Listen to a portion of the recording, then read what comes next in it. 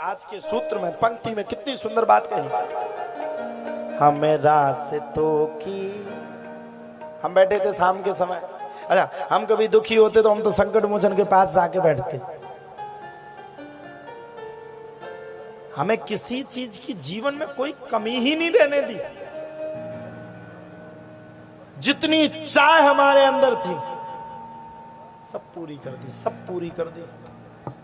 ये पता नहीं किस समय, किस स्थिति में, किस परिस्थिति में पूरी की, हमें पता ही नहीं चला। आप लोग विश्वास मानिए सहन साहब, आप यजमान बैठे हो, मन तो लग नहीं रहा तुम्हारा। क्या जजमान को कैसे पता चला कि उनको मन नहीं लग रहा हूं? जजमान को जब ज्यादा जमाइया है, जब ज्यादा जमाइया है, अबे आई थी बीच में, हमने देखो जब जजमान खां जब ज्यादा जमाइया है और जजमान के बगल में जजमान की पत्नी खां डबल आए, फिर तो जा समझ लो कि कथा या तो नदिया ऊपर बचने ने या नदिया ही पार बचने। ये दोनों जन को नींद आए।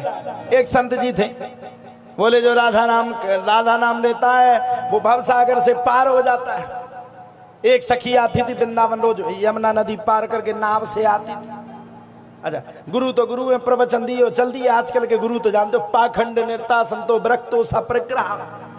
पाखंड की कहीं कमी थोड़ी है। अच्छा गुरु जी ने कहा जो राधा का नाम लेता है वो भव सागर से पार हो जाता। अच्छा जो भाई वो बेचारी ग्वालन पढ़ी लिखी नहीं थी, उसके दिमाग पे आया अगर राधा नाम लेने से भव सागर से कोई पार हो जाता है तो मैं तो प्रतिदिन आती हूँ, यमुना नदी पार करती हूँ, ये सागर थोड़ी, ये तो यमुना ही है। अब वो तो बेचारी सूदी थी। बुंदेलखंडी अनघाइयां आती खतरनाक। अच्छा बुंदेलखंडी जितने भी जो होते सेट होके आए गारंटी। हाँ जुगाड़ बना के आए, नंबर 1 की जुगाड़ बनाने में टॉप है बुंदेलखंडी। मथुरा में भी जाए तो जो देखे फ्री को भंडारों के ताए हो और चटकाओ वो आओ। हमारे भी पहले हल्के में यही करते, जब फ्री को भंडारों मिलो सो खाओ दे तेरे का। अब वो सखी पिती दिन आवे, आकर के पिती दिन भगवान के दिव्य दर्शन करके वे वो दिव्य दर्शन करके राधा राधा का नाम लेवे और राधा का नाम जैसे ही लेवे और नेत्रों को बंद करवे, यमुना नदी पार करके चली आवे।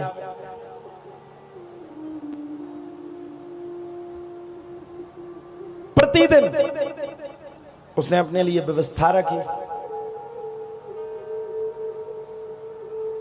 जब सखी ने प्रतिदिन अपने लिए व्यवस्था रखी। अच्छा वो प्रतिदिन जो पैसा बचता नाव में जाने का जो पैसा बचता तो एक गुल्लक में रखती जाती। अच्छा एक दिन उन्हें गुल्लक के पूरे पैसा का फोरो पैसा भैवलात गुरु जी के लिए गई, सो वृंदावन से बड़ी सुंदर बगलबंदी बनवा करके लाई और गुरु जी के भोजन का प्रबंध किया। बोली चलो गुरु जी आज हमारे यहाँ भोजन है। गुरु जी और खुश, सेंट वेंट डाल के गए। गुरु जी के संगे हरि सिंह गए, पहुंचे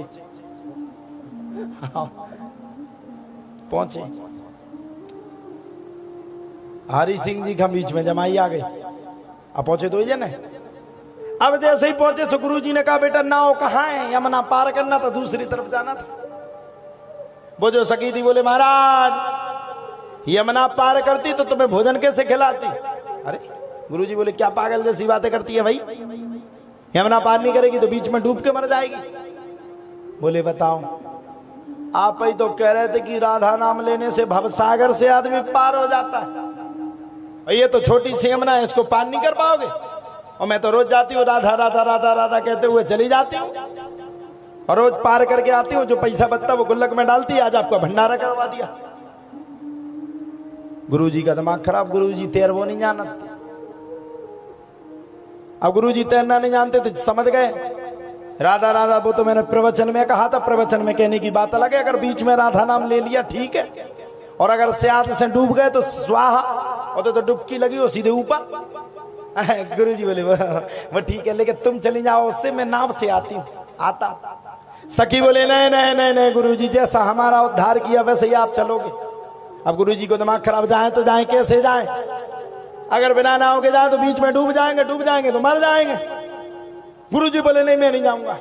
सखी बोली कैसे नहीं जाओगे भाई, तुम ही जाओगे।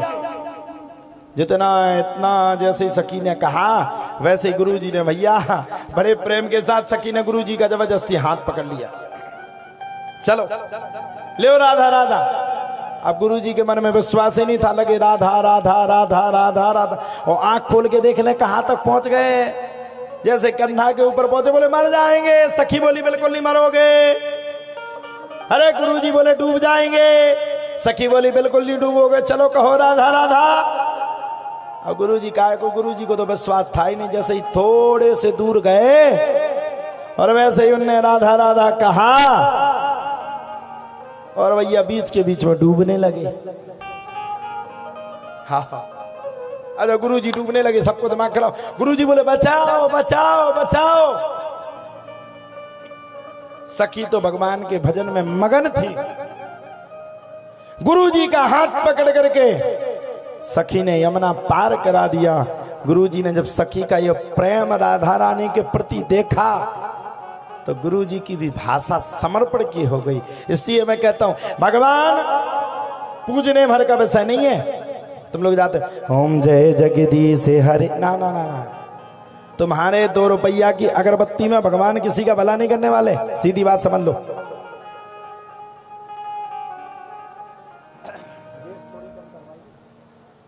तुम्हारे 2 रुपया में भगवान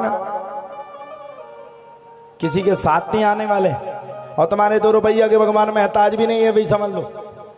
अच्छा खुद खाओगे पनीर रोटी, भगवान को क्या खिलाओगे? भगवान को क्या खिलाओगे पता है?